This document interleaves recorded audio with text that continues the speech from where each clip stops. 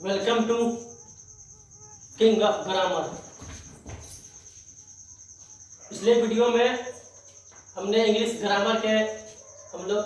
Grammar के बारे में जानकारी प्राप्त किए थे। अब इंग्लिश ग्रामर के कितने प्रकार हैं? Kinds of grammar. There are 5 kinds of English grammar. English grammar को 5 भागों में बांटा गया है। फर्स्ट, ऑर्थोग्राफी वर्ण विचार, इटिमोलॉजी शब्द विचार, सिंटैक्स वाक्य विचार, पंक्चुएशन चिन्ह विचार, प्रोसोडी छंद विचार। फर्स्ट में आपका ऑर्थोग्राफी यानी वर्ण विचार। वर्ण विचार किसको कहते हैं? तो ऑर्थोग्राफी वर्ण विचार। An orthography shows the state of letters. पिछले वीडियो में मैंने आर्टिकल के बारे में बताया था कि किसी भी डिफिनेशन को लिखने से पहले हम ए ओब्लिक एन का प्रयोग करेंगे। कहां पर ए का प्रयोग करेंगे, कहां पर एन का प्रयोग करेंगे, पिछले वीडियो में मैंने साफ साफ तौर पे बता दिया था। ऑर्थोग्राफी में ये ऑर्थोग्राफी का जो प्रोनाउंसिएशन होगा हिंदी में उच्चारण ओ से होगा, और ओ से जब होगा तो स्वर वर्ण हुआ, और स्वर वर्ण हुआ तो हम एन का प्रयोग करेंगे। तो एन ऑर्थोग्राफी शोज मींस दर्शाना, the state of letters statement अर्थ के साथ। तो वर्णों की स्थिति को स्पष्ट करना ऑर्थोग्राफी कहा जाता है। There are 3 kinds of orthography. Orthography को 3 भागों में बांटा गया है। नंबर 1 वॉवेल स्वर वर्ण, कॉन्सोनेंट व्यंजन वर्ण, सेमी वॉवेल अर्ध स्वर वर्ण। मैं आपको ये बात बताना चाहता हूं, अल्फाबेट तो हम लोग पहले से जानते हैं कि ABCD में 26 अक्षर होते हैं, लेकिन मैं आपको मैथ के विधि से प्रूव करूंगा वॉवेल, कॉन्सोनेंट और सेमी वॉवेल कैसे। W और Y वॉवेल का काम करता है और कैसे कॉन्सोनेंट का काम करता है, ये मैं पूरा वीडियो आप गौर से देखेंगे और उसमें आपको स्पष्ट रूप से दिख जाएगा कि कुछ यूनिक वीडियो है। Vowel, consonant and semi vowel. तो वॉवेल के बारे में हम पहले जानकारी प्राप्त करते हैं कि a vowel is pronounced without the help of a letter. Without मतलब के बिना, हेल्प मींस मदद करना, ऑफ मींस काटे की, लेटर मींस अक्षर या वर्ण। कि जिस वर्ण के उच्चारण में कोई भी दूसरा वर्ण मदद नहीं करे तो उसे वॉवेल कहा जाता है। यानी जिस वर्ण के उच्चारण में वर्ण को हम उच्चारित करेंगे, वैसा वर्ण जो किसी सहायता के बगैर उच्चारित किया जाता है उसको हम वॉवेल कहेंगे। जैसे मैं यहाँ एग्जांपल में लिखा है ए ई आई ओ एंड यू, ये 5 है। तो 5 कैसे है? वॉवेल 6 भी हो सकता है, 7 भी हो सकता है, 8 भी हो सकता है, लेकिन 5 ही क्यों है? क्योंकि 5 ही ऐसा लेटर है जिसके उच्चारण करने में किसी दूसरे की सहायता नहीं ली जाती। जैसे ए उच्चारित करेंगे तो सिर्फ ए, ई, आई, ओ, यू। मुझे याद है गोलमाल 3 पिक्चर में हीरो जो होता है वह गूंगा होता है, गूंगा रहता है, और पूरे पिक्चर में वह गूंगा रहता है। तो इससे हम ये जानकारी प्राप्त कर सकते हैं कि गूंगा व्यक्ति भी ए, ई, आई, ओ, यू, यानी ये जो वॉवेल साउंड है वो गूंगा व्यक्ति भी अपने उच्चारण से कह सकता है, ए, ई, आई, ओ, यू। और हम लोग को जानकारी है जो गूंगा व्यक्ति होता है उसका जीभ या कंठ में जो प्रॉब्लम होता है, इसके वजह से सही वह शब्द का उच्चारण नहीं करने की वजह से वो बोल नहीं पाता है। लेकिन ये वॉवेल साउंड गूंगा व्यक्ति भी बोल सकता है, ए, ई, आई, ओ एंड यू। जैसे कि मैं उदाहरण में पेश करता हूं, गूंगा व्यक्ति जो होता है बोलता है ए, ई, ओ, यू, इस टाइप का भाषा हुआ बोल सकता है। इससे स्पष्ट होता है कि ए, ई, आई, ओ एंड यू ये क्या है? वॉवेल है। और 5 ही ऐसा लेटर है जिसके उच्चारण करने में किसी दूसरे के सहायता के बगैर उच्चारित किया जाता है, इसीलिए वॉवेल 5 है, 6, 7, 8, 10 नहीं है। अब इसके बाद हम पढ़ेंगे कॉन्सोनेंट। क्या पढ़ेंगे? कॉन्सोनेंट। तो कॉन्सोनेंट, इसको बोर्ड पर मैं लिखता हूं। तो सेकेंड है आपका consonant. A consonant is pronounced with the help of A vowel, कि जिस वर्ण के उच्चारण में वॉवेल मदद करे। With the help of A vowel, जिस वर्ण के उच्चारण में वॉवेल मदद करे तो उसे कॉन्सोनेंट कहा जाता है। जैसे एग्जांपल में दिया गया इसी में B C D F G H J K L M N P Q R S T V W X Y Z, यानी 21 कॉन्सोनेंट, 5 वॉवेल और 21 कॉन्सोनेंट, कुल मिलाकर आपको हो गया 26। यानी अल्फाबेट में 26 अक्षर होते हैं, 5 वॉवेल और 21 कॉन्सोनेंट। और उसी में एक तीसरा है आपका semi vowel. W and Y are semi vowel at the last of pronunciation that work as a vowel or a consonant। W एवं Y सेमी वॉवेल है जो उच्चारण के आधार पर कभी वॉवेल तो कभी कॉन्सोनेंट का काम करता है।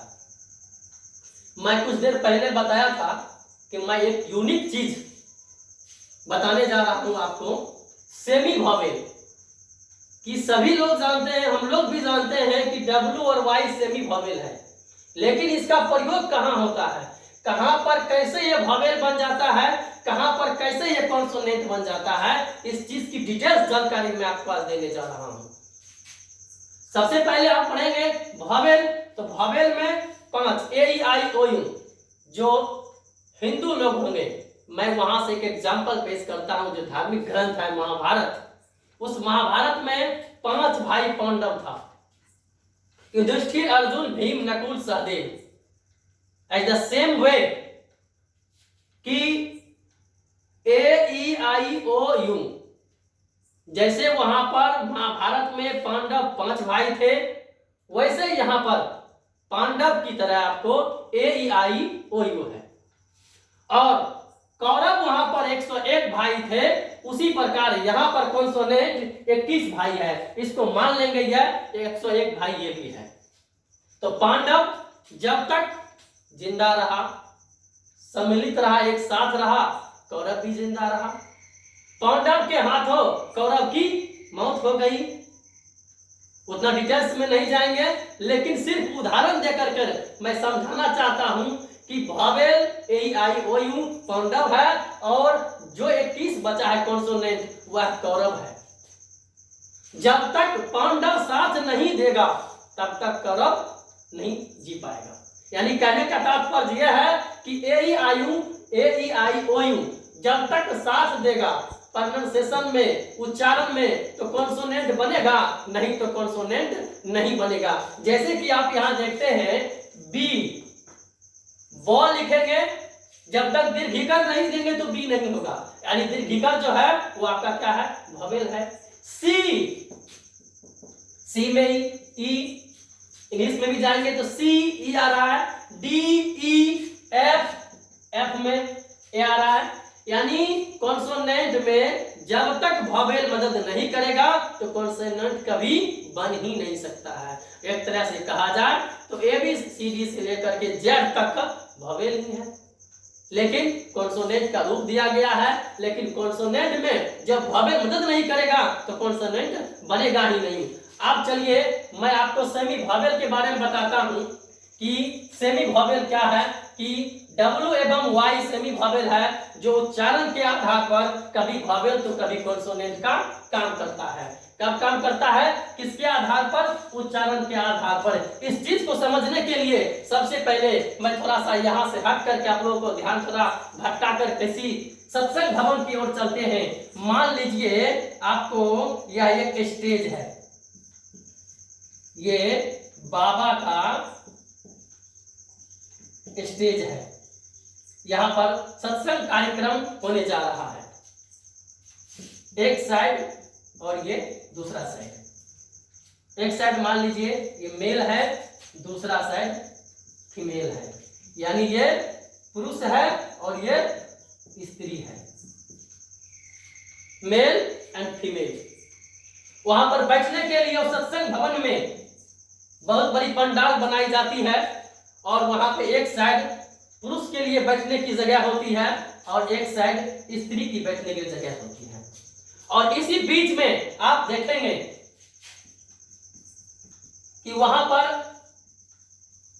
कार्यकर्ता भी होता है। सत्संग को संभालने के लिए कहां पे पुरुष बैठेंगे, कहां पे स्त्री बैठेगी और किन व्यक्ति को किस चीज की आवश्यकता है, उसके लिए वहां पर कार्यकर्ता बहाल किया जाता है। और कार्यकर्ता के देखिएगा कि गला में एक फीता में बंधा हुआ एक स्टिकर रहता है जिसमें वह लिखा हुआ रहता है जहां का वह सत्संग होता है, सत्संग शिविर जो भी अपना एक लोगो होता है उसको कार्ड में लिखा हुआ रहता है। इससे तमाम पब्लिक लोग ये समझते हैं ये कार्यकर्ता है, ये जो कहेंगे उन्हें उनकी बातों को हम लोग मानेंगे और उसके अनुसार हम लोग चलते भी हैं। वहीं पर कार्यकर्ता है तो यहाँ मान लीजिए W और Y जो है ये कार्यकर्ता हो गया। ये मेल जो है आपको हो गया एक साइड वावेल मान गए और एक साइड कॉन्सोनेंट। तो ये आपको कॉन्सोनेंट मान लीजिए एक साइड वावेल, या इसी को मान लीजिए कॉन्सोनेंट और इसको मान लीजिए वावेल। इसको कॉन्सोनेंट माने और इसको वावेल माने। W और Y एक कार्यकर्ता बन गया। यहां पर स्टेज प्रोग्राम स्टार्ट है, सत्संग। कार्यकर्ता अक्सर वहां पुरुष रहता है, लेकिन हम आप जब वहां जाते सत्संग सुनने के लिए तो यह कार्यकर्ता हम लोग को प्रेरित करता है कि आप जाइए पुरुष के विभाग में बैठ जाइए, जहां पर पुरुष लोग बैठते हैं वहां पर आप जाकर के बैठ जाइए। लेकिन ये भी व्यक्ति पुरुष है। हम लोग जब वहां जाते हैं तो हम उससे कह सकते हैं भाई आप भी तो पुरुष हैं लेकिन आप स्त्री की ओर क्यों जाते हैं। तो वहां पर वह W और Y यानी जो कार्यकर्ता है वह क्या बैठता है, देखता है मेरे पास एक लोगो है कि मैं कार्यकर्ता हूं और मैं स्त्री का जो बैठने का जहां जगह है मैं उधर भी जा सकता हूं। तुम्हारे पास स्टिकर नहीं है, तुम्हारे पास कार्ड नहीं है, लाइसेंस जिसको बोलते हैं वो कार्ड नहीं है, तुम उधर जा नहीं सकते हो, तुम जाकर के पुरुष में बैठो। और हम लोग उसकी बातों को मानते हैं और पुरुष में जाकर के बैठ जाते हैं। कहने का तात्पर्य यह है कि ये बाबा का स्टेज हुआ, एक साइड कॉन्सोनेंट माने, एक साइड वावेल माने, एक साइड हम मेल बनाए और एक साइड फीमेल बनाए, एक साइड कॉन्सोनेंट और वावेल लिख कर और W और Y जो है यह एक कार्यकर्ता है, कार्यकर्ता वॉलंटियर।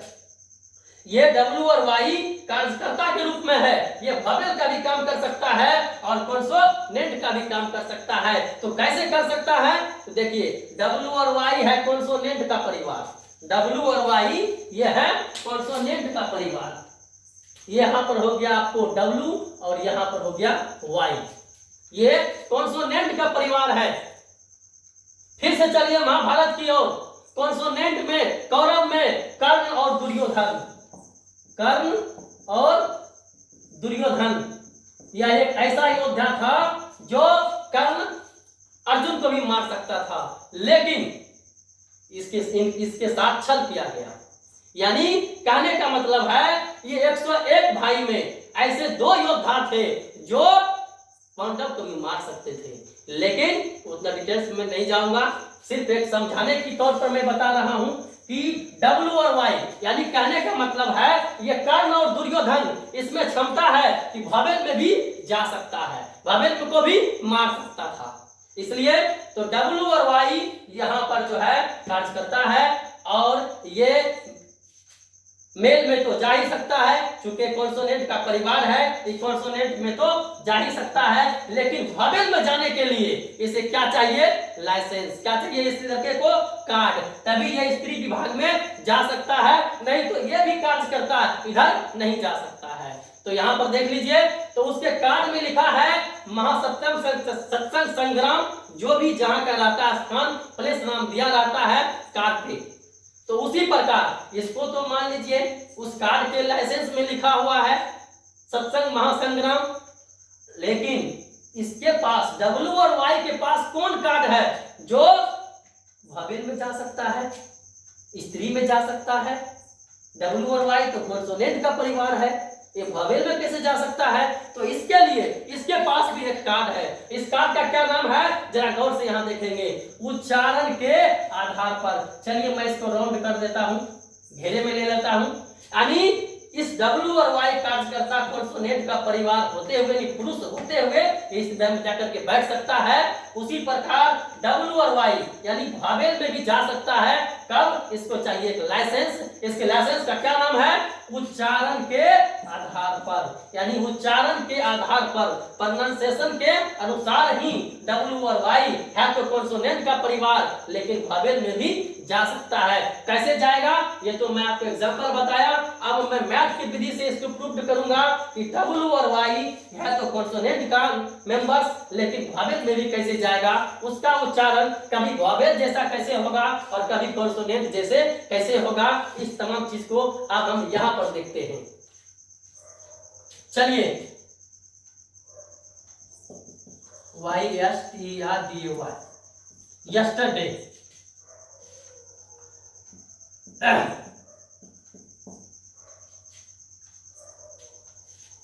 यस्टरडे में ये वाई और ये भी वाई, इसका उच्चारण जो है कॉन्सोनेंट जैसा है। इसका उच्चारण पहला अक्षर क्या है? यो। इसका यो लिखेंगे वाई, वाई यो बराबर वाई, वाई कॉन्सोनेंट इसलिए कॉन्सोनेंट। यस्टरडे क्या रहा है? ए, ये क्या है? ई आएगा और ये क्या है? भवेल। इसको हम प्रूव करेंगे। वाई बराबर यो वाई, वाई क्या है?